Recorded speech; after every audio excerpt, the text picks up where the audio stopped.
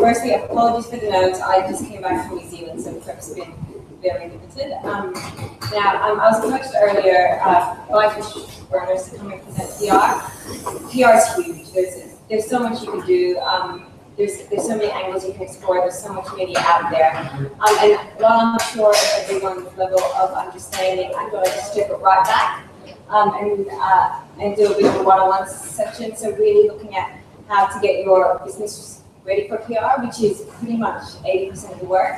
And then we'll quickly run through how to approach media. And then, as I mentioned, I'm actually going to have two journalists come in, Sarah Lamarkin from the Daily Telegraph and Melissa Oberman from news.com.au, just from a media perspective to discuss the best way to approach them, what to do, what not to do. I find that as a person, I can always keep on learning from hearing directly from the media in terms of what they want and what they don't want.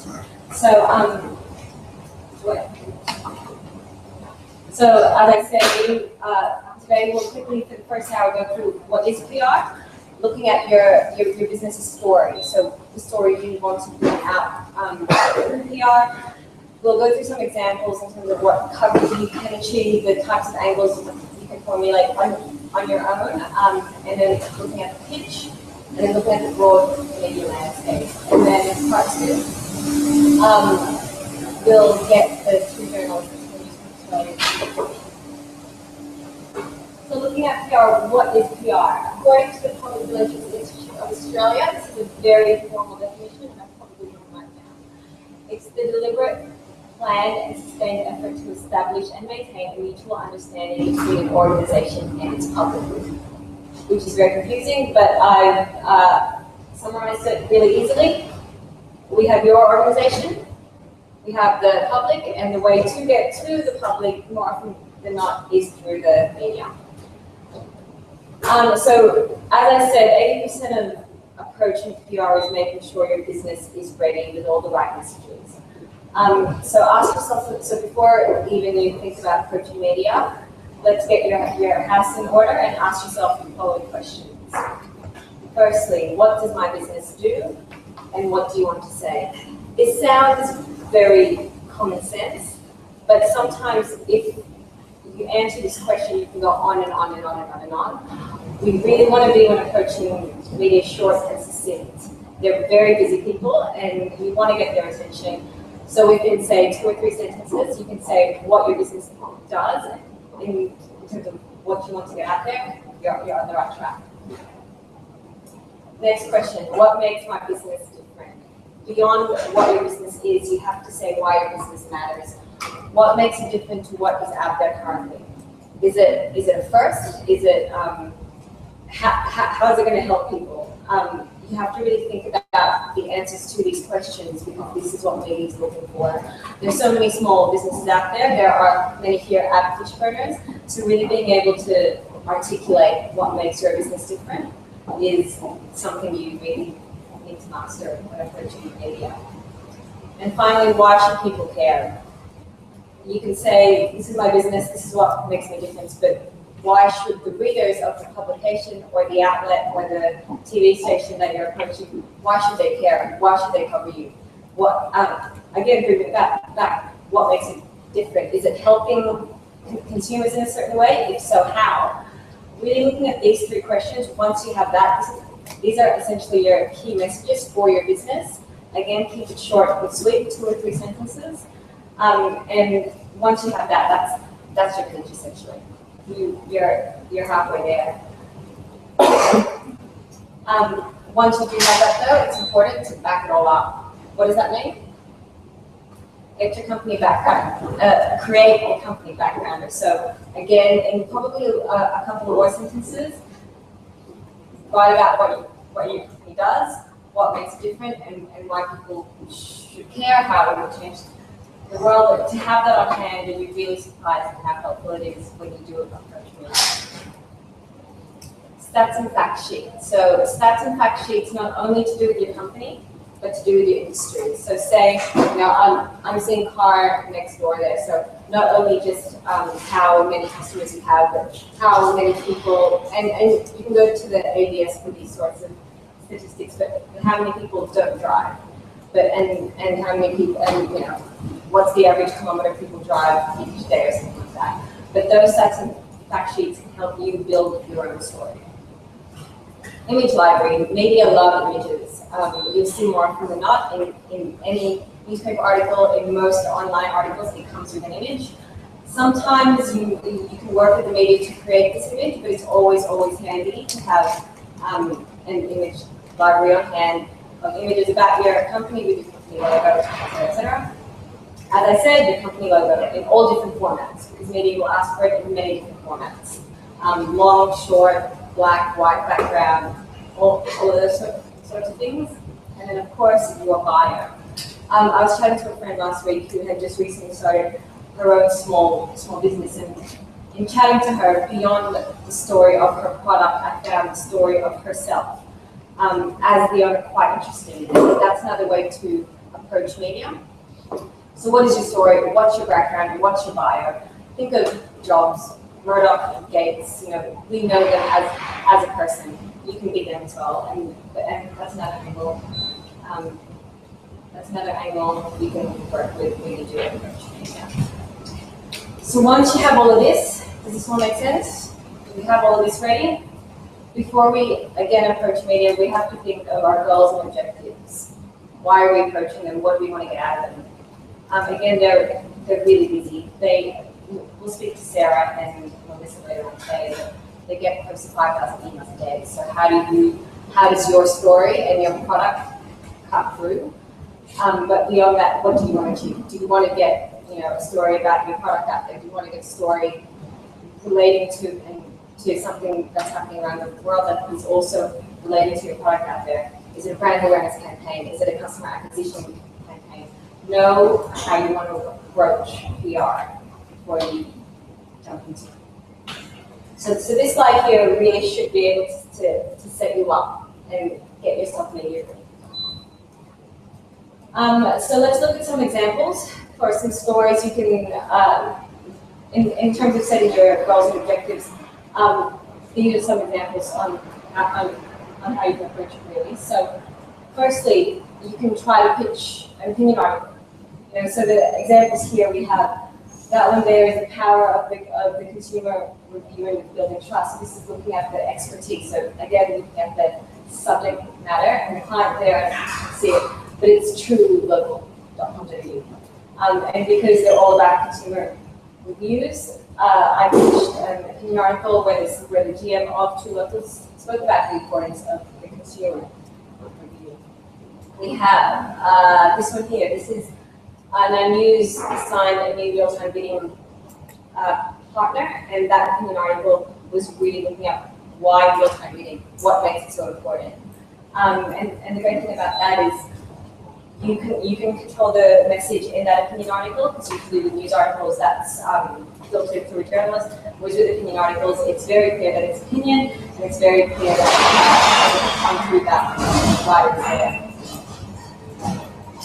Next, we have a broadcast interview. So this can range, so think Sunrise, think Morning Show, think 2GB, think 2UB, think 3AW, think Current Affair. Anything on TV or radio, you can pitch yourself to these broadcasters, to either that one there for the Morning Show, and she's talking about Switched On Women, which is her actual company. So you can talk about your company, but again, knowing how you want to pitch yourself. Whereas here, this is from Current Affair. They have that URL spread up front and center, which is obviously very ideal. But then pitching to a Current Affair and saying, this is my product, this is how it helps people, because we have to think about the media outlet that we are pitching to. And then getting it up there.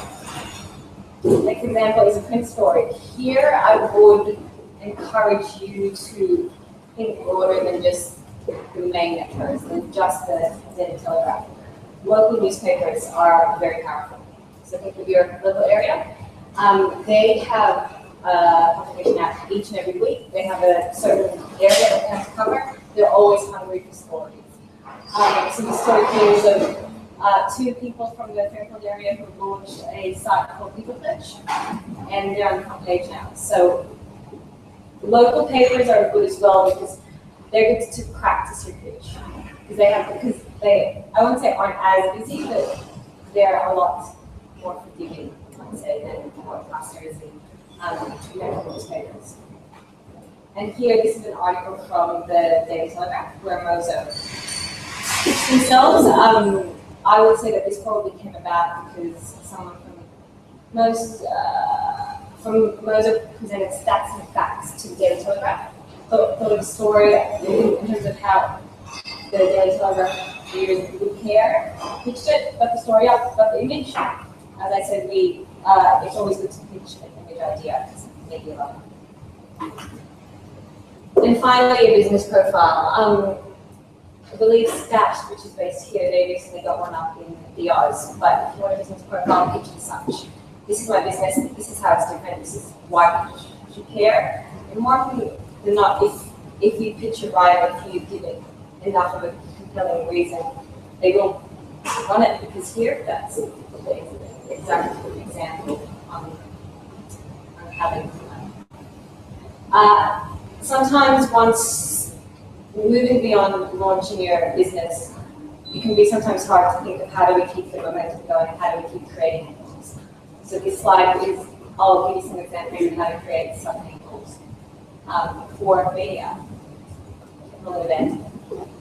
Think of all the social pages in the Daily Telegraph, the Sun Herald, Media Month events.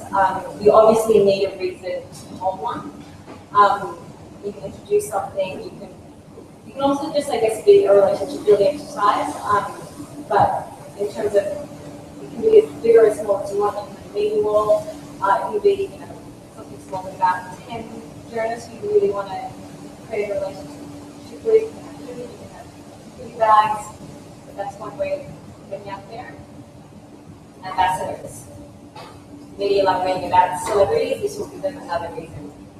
So we know that Coles has Curtis Stone, Swiss has Ricky Ponting, and the Sydney Spring Racing Carnival recently launched with a variety of celebrities, including Fitzy with Rachel Finch, Jodie Nesta, Rachel Nesta, etc. Ambassadors will come with a price, and I'm not sure how much you'd be willing to invest, but we do know that actually works. That works quite well. There are times as well where we could probably get an ambassador or a celebrity ambassador at no cost, but that we can discuss that later if you're interested. A stunt. Media also loves stunts, and stunts also come under that PR banner. This one here, this is one that I worked on back in the day. Lido Cafe, I don't know if you've heard of it. They wanted to launch their third cafe in Sydney. A third cafe in Sydney. Cafes launch every single day. How do we stand out? How do we get media to care? So what we did was we did the world's biggest coffee cup. Very unenvironmentally friendly, I know, but it was a great photo opportunity. It got me there, it got people talking. I think we got 2GB there, we got AAP, we got Channel 9. Spoke to Angela as a coffee expert and as a Sydney expert, given she worked at the Sydney Cafe, and then we of course had that the world's biggest coffee cup, which we did also have to research. It was the biggest by, I think, 30 centimeters, because the second biggest one was in Hungary. But whatever you do, you just have to make sure when you do pitch something first, to get the leads first. I don't know if you've heard of the IKEA Airbnb stunt, but that would have been generated as well by PR. Stunts are really an opportunity to think beyond, to think really differently, and it's really worth taking the time to sit in a room and go, right, what's my product? How can I do something really exciting about it? And then make it happen. I know with the IKEA Airbnb one, there was a lot of coverage leading up to it, and then they invited media to come in as well to speak to the people who slept over, because this one was all about having people sleep in IKEA for a night. And then there's a lot of coverage after it, so there's a lot of longevity with stunts as well. And then of course there's Earth Hour, which was which, as we know, was turning the lights off for 1 hour all over first Sydney, Australia, and then the world. Finally, surveys are usually, they work really, really well if we can find the right angles. So again, media are looking for something new, something different, and when you do pitch it, you need to pitch it with those findings in the headline, because as you see here, That's what the headline is. So generalized heat on property. The survey says coffee drinkers are more likely to win pay rises, which is, again, that's very different. No one thinks that, but it's quirky and it's interesting. And then of course there's the CBA survey. So I think SurveyMonkey is a good resource to use for surveys if you are looking. And then again, it's all about getting all those questions right. So thinking of an angle that you could possibly do, or thinking of something that you want to uncover, and then asking the questions to carry out to that. Any questions so far? We'll have a Q&A session as well. Now getting out there. So we've been through how to get your business media ready. We've been through all the various coverage examples and angles you can explore. 20% of it is now on social media. How do we, do we pick up the phone? Do we drop an email? The answer to that is really depends, and that's quite frustrating. It's kind of like, oh, I don't quite know what to do. But we'll ask Sarah and Melissa when they come later the best way to approach them. So just to give you an idea, I would probably suggest an email first, and then a follow-up phone call. So perfecting the pitch. Short and succinct. I cannot keep stressing that you only have a couple of sentences to really get your news out there. So if you have to practice, just keep on practicing. Just write it down. Just think about it. But you have to get everything you want to say out there in a short and succinct way. To help get the news up front, get the story later. It's the journalist's job to find the story. It's your job to get the news to build the story around. So, for example, if you're launching something, you can say, world first pillow company launches, and that's up front, and then go into the detail in terms of why people should care, or if it's a survey finding, like survey finds X, this is why that matters. This is how my service and product relates to that. You have to get their attention. Again, I'm a broken record about it, but it's very important. Media are very busy. So whether it's in the subject line, you have something that stands out. Is it something quirky? Get their attention. You can send them some gifts. A lot of PRs just send them gifts. Though what not to do is once a PR sent a goldfish and media not receive it dead. So don't get too out there and make sure that it relates to your product. But you need to get their attention. You need to be different. They could receive millions of videos and say, follow up appropriately. I spoke to Sarah and Melissa last week about the follow-up. It can be a very touchy, intense issue because people can get it so wrong, but people can get it right. So my advice would probably be to send an email, wait a couple of days, follow up, send another email, wait a couple of days and follow up with a phone call. If you have nothing by then, they're probably not going to write anything. It's time to move on. So, but one thing that they hate is just constant harassment. So send an email and giving them a call half an hour later, they won't be in a meeting. You can get in a bad books very easily by following up one way. Provide information immediately. News cycles work very quickly, particularly if it's online and if it's a daily newspaper. So if at 10:30 they say, yep, that sounds great, we send this, don't spend 3 hours on, all right, you're always thinking about it, blah, blah. This is why it was so important to get that bank of information, those stats and facts, those images. So once they say, can we have this example? Here it is, so it's still fresh in their mind. After they've spoken to you, you've sent them through the information, they can get to the story straight away. The worst thing that could possibly happen is they say yes at 3 p.m. You're still trying to get your ducks in line at 5 p.m., which is when they close the stories for that newspaper all the day. You send it to them, it's like, oh, well, you took too long. Right? We are not anymore. So you could potentially lose opportunities if you don't follow up appropriately and provide the information that they want to need. Fortunately or unfortunately, they do hold a lot of power, so we're kind of out there at their mercy. Yes. A question. When you supply all the assets, do you give them a landing page to go to where they can download it all, or do you send it as a zip file? Either or. Okay. either one. Landing page over zip file, they hate things that kill their inboxes.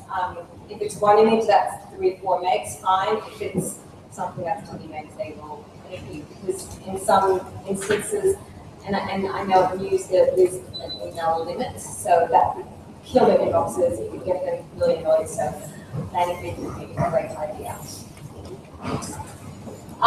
Engaging the media. So that's how you do it. This is how to approach media.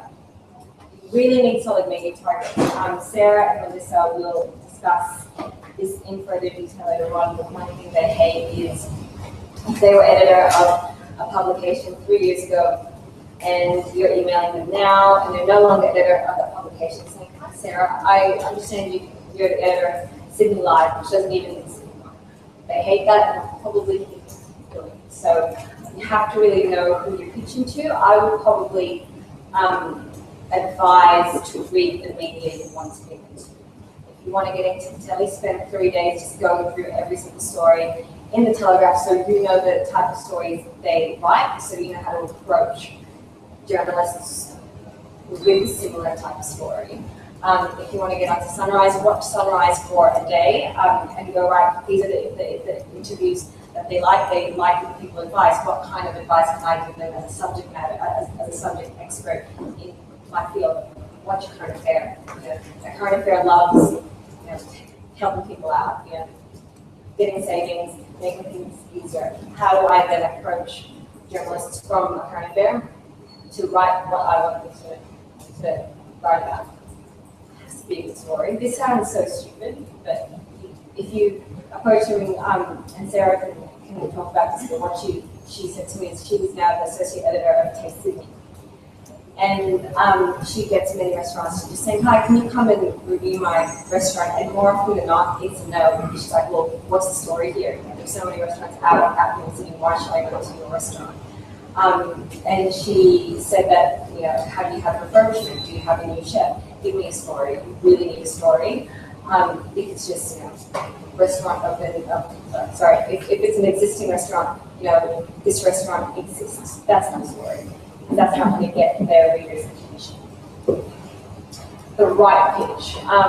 This comes back to approaching Sarah, who's the associate editor of Taste, approaching her as if she's the editor of Sydney Live. You're speaking to the wrong person, you're speaking to the wrong publication. Really know who you're pitching to so you can tailor it for you. Time. I'll ask Melissa and Sarah these questions as well, but for example, with a newspaper from 10 to 11, they have a news conference where they're talking about stories the next day. So likely between 10 and 11, you aren't going to get many journalists around. And pretty much if you don't pitch to them before 10, if you want a story the next day, it's not going to get in there. If you are looking at longer lead stories, so it's a story for a couple of days' time, that's fine, but the time is very important. You can't pitch something at 6 p.m. and expect it to run the next day. And Melissa can share some of the learnings from working at News on Video and how timing works there as well. On timing as well, Friday's a bad day. Don't ever pitch on Friday. First thing Monday morning, also not good because a lot of the journalists are coming in the morning and getting started. Middle of the week, probably best. Finally, maintain the relationship. This is very important because if they see a name that they recognize and if you're great to deal with, if you email them again, likely they'll want to read what you have to say. And yeah, so that's very important as well. It doesn't have to, but then in the same token, you kind of assume that they know who you are if you haven't spoken to them in, say, 6 months. So even if it's in general, if Sarah, for example, wrote a great story, you can email her and say, "Hi, read that, that's great, nice work, really enjoy it." So maintain the relationship. It's great to have really solid media contacts whenever you do have a story. The whole process becomes a lot easier when you approach it. Any questions on this and how to approach media? The media landscape, I put the slide in here because I really just wanted to articulate that the media landscape is huge, it's broad, You know, we have a lot of small business websites out there, like My Business, like Smart Company. We have a lot of TV shows out there. So if you pitch to the morning show network, there's always Studio 10 or the Daily Dish. There's radio, there's newspapers, there's local newspapers. So and it will happen a lot where you pitch to seven. You really need that resilience in PR to just keep on going. If you believe in a story, if you can back yourself, just keep trying. There's so much media out there. You would have to approach it accordingly, because obviously you wouldn't approach Smart Company the same way you would approach the ABC, because the ABC have strict policies as well. But if you know that outlet well, and again, read through it all before you pitch to them, then you can just keep on going. And sometimes you can find out who their competitors are. So if Smart Company doesn't work out, try My Business, which is a small business website as well. If someone doesn't work out, try Mornings. If 2GB doesn't work out, try 2GB. There's so much out there. So while getting a series of no can be quite disheartening, don't give up, because the opportunity is right. And again, your local paper would probably be a great starting point. They're a lot more forgiving. They have a lot more time to talk through news angles with you.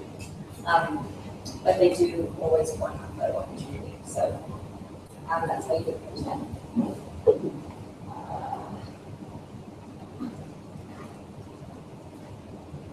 I think with all of that, that's as much knowledge as I can impart onto you at a basic level. So you should be ready to go. Now, do we have any questions? Or I think we're going really well for time, so we do have some time for questions. Yes. So say if you've got an event or something that's going to happen on a certain day, how soon before that should we start? Would you want to invite media to that event? Yeah, well, you probably give media about 3 or 4 weeks. So you'd send out that invitation to media then with an RSVP date. They'll come in slowly, but then send an email invitation probably would work best. That's such a big frequency. And then do a reminder email a week before, because they realistically, their plans can change within 3 days. So it's good to put it on their radar about 3 or 4 weeks prior, follow up a week before, and then a couple of days before, and then literally just pick up the phone or just email again just to follow up. Yes. Is it better to sort of broadcast the story out to multiple media organizations, or to be one at a time? It depends what you want to achieve. The journalists coming a bit later will tell you they hate broadcasts, but if it's a strong enough story, I see nothing wrong with it. I've done it previously and it works. If you do want something really substantial, media love exclusives. So they would much prefer that you go to them with the one pitch. And it can be frustrating, so just be prepared for it. Sometimes they won't get back to you, and then you're kind of like, well, do I then approach them, or do I wait for this? What do I do? The journalist will be the first to tell you, just be honest. Just follow up the initial media outlet and say, so really keen on getting this out there. I want to get it out by this date. Let me know if you're interested. If not, completely fine. I will be looking at approaching other media outlets, and then when you approach other media outlets, say, you know, I've given this to this person, they don't really sound that interested, so I'm happy to give it to you.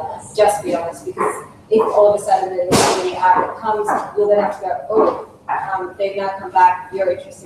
But if you're honest, the media will appreciate that a lot more than having 2 stories appear in what they think is an exclusive, that having it appear at the same time.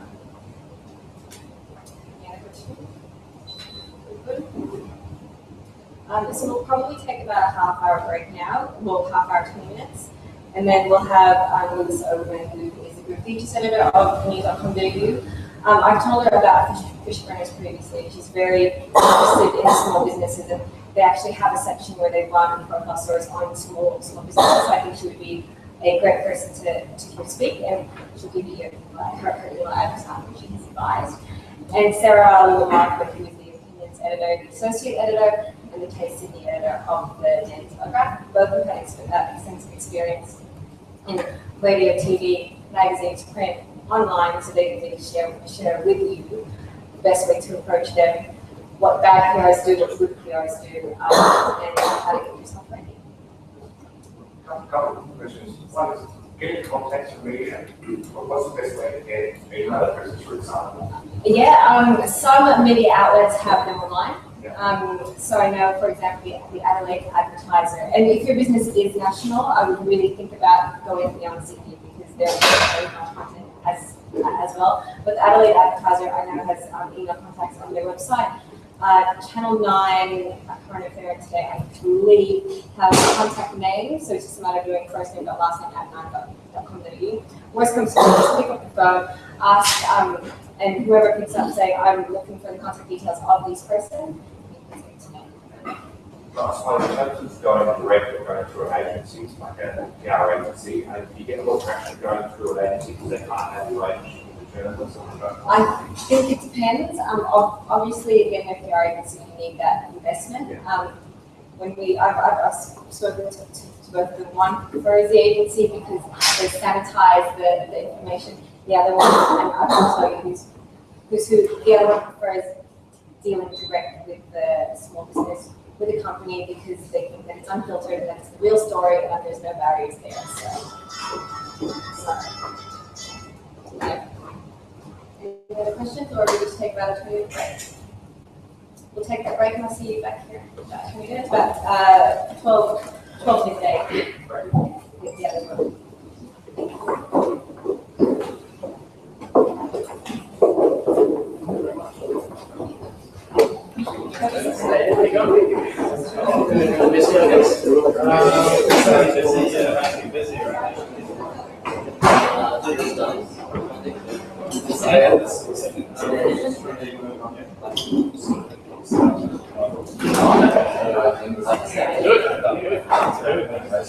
Seems good.